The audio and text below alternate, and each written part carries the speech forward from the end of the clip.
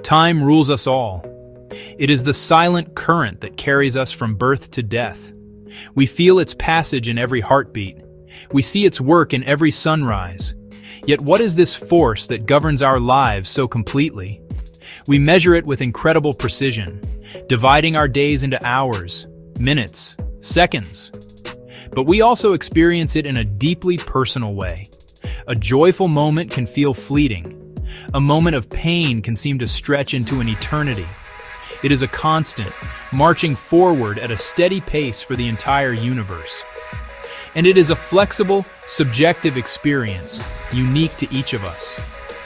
This is the great paradox of time. It is the invisible hand that shapes civilizations. It is the quiet companion to our own personal stories. We wake with it. We work by it. We rest according to its rhythm. From the grand cosmic scale of galaxies spinning through billions of years, to the infinitesimally small decay of a subatomic particle, time is the fundamental backdrop of reality. It is the dimension in which everything happens. Understanding it means understanding our place in the universe. It is a mystery that has captivated philosophers, scientists, artists, for thousands of years, a puzzle we are still trying to piece together. This universal constant is also our most personal possession. Your time is not the same as my time. The memories that stretch out behind you, the hopes that pull you forward, all exist within your unique timeline. We spend our time, we save it, we waste it, we wish for more of it. It can feel like a river, flowing steadily in one direction. Or it can feel like a vast ocean, with waves of past and future washing over the present. How can something so fundamental be so difficult to define? How can it be both a tool for science and a source of deep emotion? In this journey, we will explore this profound mystery. We will look at how humanity has tried to capture and control time throughout history. We will see how science has revealed its strange and flexible nature, bending our understanding of the cosmos. We will also look inward at the biological clocks ticking inside each of us, and at the way our minds shape our perception of moments passing. Time is the greatest story ever told. It involves every single one of us. It connects the distant past with the far future. And it all begins now. Our exploration will begin where our ancestors did, looking up at the sky. We will travel back to see the first attempts to measure the day's passage with the moving shadow of a sundial. We will uncover the ingenuity of ancient civilizations, monumental calendars, clever water clocks, to bring order to their world. These early inventions were not just about knowing the hour. They were about organizing society, planting crops, connecting with the divine. The history of timekeeping is the history of human progress, a story of an ever-increasing desire for precision and control over our own lives. From there, our journey will take a leap into the world of physics. We will step into the mind of Albert Einstein to understand his revolutionary idea that time is not absolute. It can stretch and shrink. It can be warped by gravity and warped by speed. We will see how this stunning concept called relativity is not just a theory, but a practical reality that affects the GPS in your phone every single day. We will then examine the marvels of modern technology, like atomic clocks that are so accurate they would not lose a second in billions of years. These incredible devices are the new heartbeats of our global civilization. But time is not just a concept for scientists in a lab. It is something we live and breathe. Our investigation will then turn inward to the biological rhythms that govern our bodies. We will explore the circadian clock that tells us when to sleep and when to wake and why we feel so out of sorts when it is disrupted. We will also delve into the psychology of time perception. Why does time seem to fly by when we are having fun and drag on when we are bored? And why does it appear to speed up as we get older, making our childhoods feel like a distant, leisurely dream? Finally, we will look toward the horizon and ask what the future holds for time. Can we measure it even more precisely? What new technologies will emerge from our ever-deepening understanding? Quantum physics is beginning to suggest that at the smallest scales, time may not behave as we expect at all. This journey will challenge what you think you know. It will take you from ancient history to the frontiers of science, from the cosmos to your own consciousness. We will peel back the layers of this universal mystery, 1 second at a time. Humanity's first clock was the sky itself. Long before we had numbers or words for minutes and hours, our ancestors watched the world around them. They saw the great, reliable rhythm of day turning into night. The sun would rise in the east. The sun traveled across the sky. The sun set in the west. This was the first measure of time. The moon waxed and waned, a cycle that gave us the month. These natural cycles became our earliest calendars. They told our ancestors when to hunt. They told our ancestors when to plant seeds. They told our ancestors when to harvest. Time was a force of nature to be observed and respected. The first step toward capturing this rhythm was simple and ingenious. People noticed shadows moved as the sun moved. An upright stick cast a shadow. A tall rock cast a shadow. The shadow shortened as midday approached. The shadow lengthened as evening drew near. That observation led to the sundial. The ancient Egyptians used obelisks as giant sundials around 3500 BC. By marking positions on the ground, they divided daylight into segments. Simple tech, profound shift. Humans began to measure time. Sundials relied on sunlight. They worked beautifully on bright, clear days. But what happened when the sky was cloudy? What about at night? The sundial was useless without sunlight. This limitation meant time was inconsistent for much of human history. The length of an hour changed with the seasons. In summer, daylight hours stretched out. In winter, daylight hours were compressed and short. Time was flexible, tied to nature in ways we struggle to imagine today. This relationship with nature shaped early societies. Life was governed by sun and seasons. People woke with the dawn. People went to sleep not long after dusk. Their work was dictated by available light. There was no 9 to 5, only time for planning, time for growing, time for harvesting. Passing time was visible in the changing length of a shadow on a wall, a constant, silent reminder of the planet's slow, steady turn, the beginning of a long journey to bring order to the day. For centuries, time flowed. It dripped in water clocks. It trickled in hourglasses. But in the late Middle Ages, a revolution occurred in Europe. This revolution wasn't driven by water or sand. It was driven by gears, springs, and weights. The mechanical clock was born. The first machines were enormous and complex. They were housed in tower mechanisms, monasteries, town halls. They had no faces or hands. Instead, they announced hours by striking a bell. They called monks to 7 daily prayers with unwavering regularity. This was a new kind of time, not flowing, ticking. Divided into equal, discrete units, the mechanical clock changed society forever. As clocks spread to public squares, they brought a new rhythm to urban life. The town clock's strike became the community's heartbeat. Merchants opened shops to it. Markets began and ended with its chime. Workers' days were measured by the clock, not the sun. Mechanical time was rigid and absolute. An hour at noon equaled an hour at dawn. An hour in winter equaled an hour in summer. Life grew more regimented, more scheduled, more synchronized. The technology kept shrinking. What once filled a tower later sat on a mantelpiece and then, miraculously, fit in a pocket. The 15th century mainspring made portable clocks possible, and eventually the personal watch, a profound personal revolution. For the first time, an individual could carry time. Time wasn't just a public utility chiming from a tower. It became a private possession. People could organize their own day, schedule their appointments, live by their own timetable. Time became personal. This relationship fostered a new way of thinking. The universe was imagined as giant clockwork, made by a divine watchmaker. Scientists like Isaac Newton conceived a universal ticking time. Absolute mechanical time dominated science for centuries. It seeped into culture, efficiency, punctuality, productivity. Time as money was born from the clock. The tick-tock became the soundtrack of the modern age. For centuries, the mechanical clock shaped our understanding of the universe.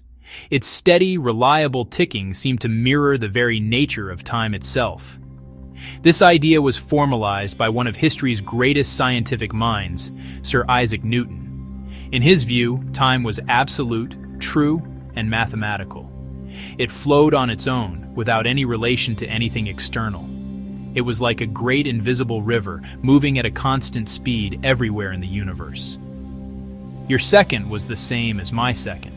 A second on Earth was the same as a second on the most distant star. This was a simple, comforting, and powerful idea.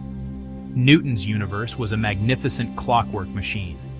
The planets moved in their orbits according to precise, unchanging laws. The stars wheeled across the heavens in a predictable dance. And beneath it all, time ticked forward, a universal metronome that kept everything in sync. This concept of absolute time became the bedrock of classical physics. For over 200 years, this was the accepted truth. Time was the ultimate constant, the fixed stage upon which the drama of the cosmos unfolded. This idea makes intuitive sense. It matches our everyday experience. We plan our lives around this assumption of a shared, universal time.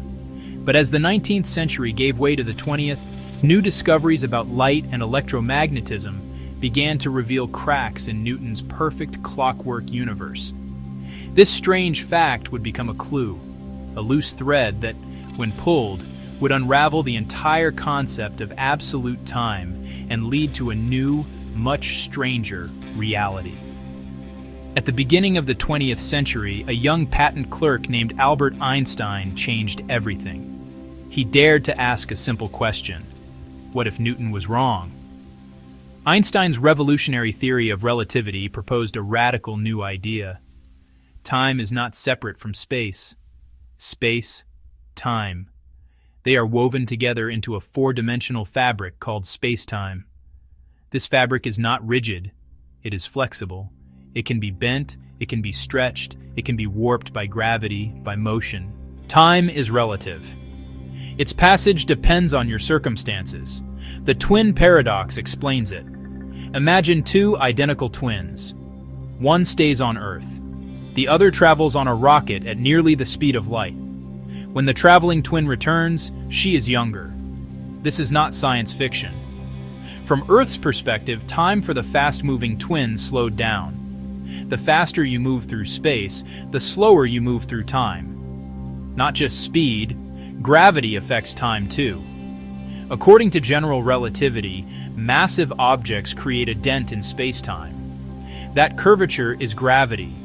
It also affects the flow of time. Time moves more slowly in a strong gravitational field. A clock at sea level ticks ever so slightly slower than a clock on a mountain, where gravity is weaker. The difference is tiny, but measurable. As our understanding of time grew more complex, so did our need to measure it more precisely. Scientists needed a timekeeper based on nature itself. They found it inside the atom. Its tick was the natural, unvarying oscillation of an atom. They counted the vibrations of these atoms, over 9 billion per second. This atomic heartbeat is one of the most stable repeating phenomena known. The effects of relativity are a crucial part of your everyday life, and the proof is likely in your pocket. The Global Positioning System, or GPS, is a network of satellites orbiting the Earth, each carrying a highly precise atomic clock. That motion makes their clocks tick slightly slower than clocks on Earth, by about 7 microseconds every day. But that is only half the story. Time runs faster in a weaker gravitational field. That makes the satellite clocks tick faster than ground clocks, by about 45 microseconds every day. Without corrections, the GPS would fail. Position errors would accumulate at about 10 kilometers per day. So every time you use a map on your phone, you're using a technology that directly proves Einstein was right. The clockwork of the universe is far stranger and more wonderful than Newton ever imagined. Section 1. The body's inner clock. Physics gives us a picture of time that is vast and cosmic. But time is also something deeply personal and biological. Inside every one of us, and in nearly every living thing on Earth, there is a clock. It is not made of gears or atoms, but of genes and proteins. This is our biological clock, and it governs our circadian rhythms. This internal timer runs on a roughly 24-hour cycle. It tells our bodies when to wake up, when to feel hungry, when to become sleepy. It is the master conductor of our internal orchestra, coordinating thousands of bodily functions. The primary cue it uses is light. When sunlight enters our eyes in the morning, it sends a signal to a tiny region in our brain called the suprachiasmatic nucleus. This region acts as the master clock, resetting our internal cycle each day to keep it aligned with the planet's rotation. But what happens when we disrupt this ancient rhythm? Think about the feeling of jet lag. The same thing happens to night shift workers, who must try to sleep when their bodies are programmed to be awake, and work when their bodies are telling them to rest. Section 2. The elastic mind. Just as our bodies have their own clock, our minds have their own unique way of experiencing time. Our perception of time is not constant. It is remarkably flexible, stretching and shrinking. Think about a moment of intense fear or a car accident. Many people report that in these situations, time seems to slow down dramatically. The moment expands, and they are able to perceive a flood of details. Conversely, when you are completely absorbed in an enjoyable activity, a state psychologists call flow, hours can feel like minutes. Time seems to disappear. This elasticity of psychological time is shaped by two key factors: attention and memory. When our brain is processing a large amount of new information, the brain is creating a denser collection of memories for that period. On the other hand, when our days are routine and predictable, our brain does not need to record much new information. The days and weeks blend together, which makes time feel like it passed quickly. Our emotions also act as a powerful filter for our perception of time. Boredom makes time drag. A watched pot never boils. Section 3. The speed of life. One of the most common and perplexing experiences of time is the feeling that it speeds up as we get older. For a 10-year-old, 1 year is 10% of their entire life. For a 50-year-old, 1 year is only 2% of their life. Another powerful factor is the novelty of our experiences. The first day of school, the first kiss, the first time driving a car, the first job. The key to slowing down our perception of time, then, might be to break our routines, seeking out new experiences, learning new skills, traveling to new places. Our relationship with time is profoundly shaped by the culture we grow up in. In many Western societies, time is viewed as a linear and finite resource. However, this linear view is not the only way to see things. Many other cultures have a more circular or cyclical concept of time. These different cultural attitudes are often described as monochronic and polychronic. Monochronic cultures tend to do one thing at a time. Polychronic cultures, on the other hand, are more comfortable with doing multiple things at once. The meaning we give to those tics is a story we write ourselves.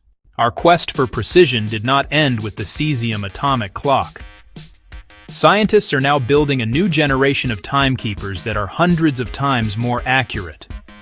These are called optical lattice clocks. Lasers trap thousands of atoms in a grid of light. Visual grid of light. An egg carton of lasers. Strontium, ytterbium. The laser egg carton holds the atoms still, preventing motion and measurement noise. The accuracy of these optical clocks is truly mind-boggling. An optical lattice clock would not lose a single second over the age of the universe, about 15 billion years. This level of precision opens up entirely new possibilities. Global positioning system, pinpointing locations to the millimeter.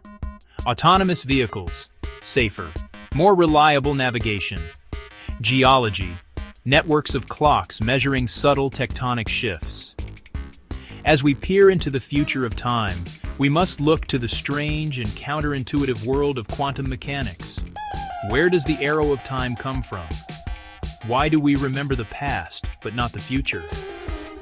Some interpretations, known as the many worlds theory, propose that every quantum measurement causes the universe to split. A new timeline branches off for every possible outcome. Another quantum puzzle is the idea of quantum jumps. It seems to jump without traveling through the space in between.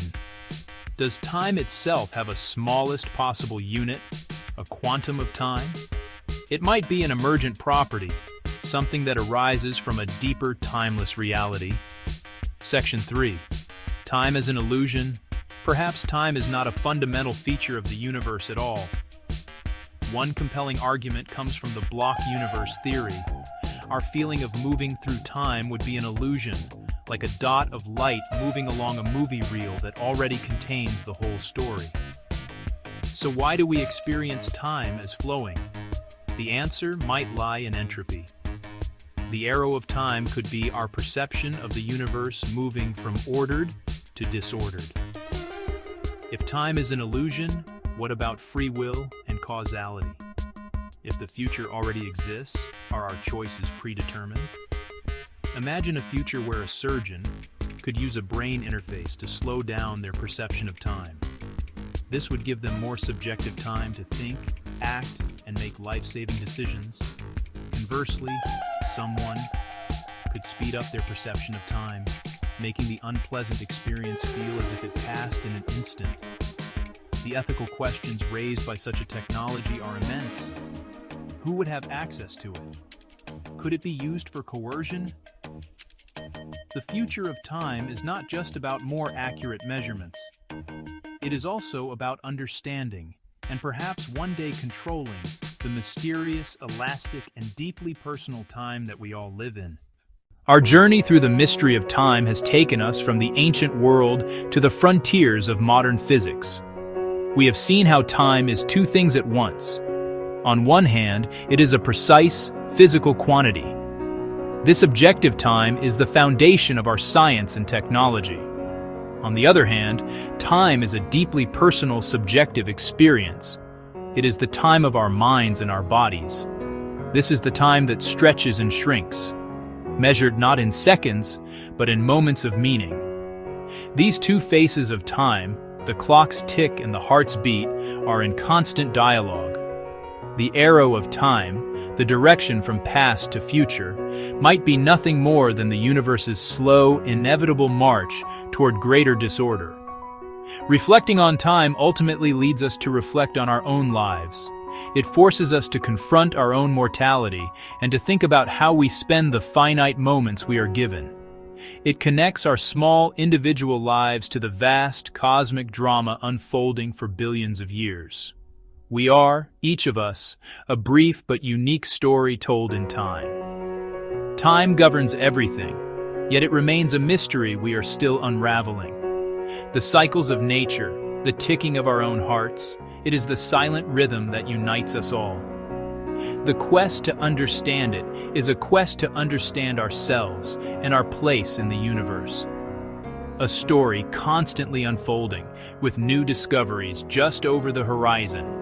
The clock is always ticking, and the mystery continues.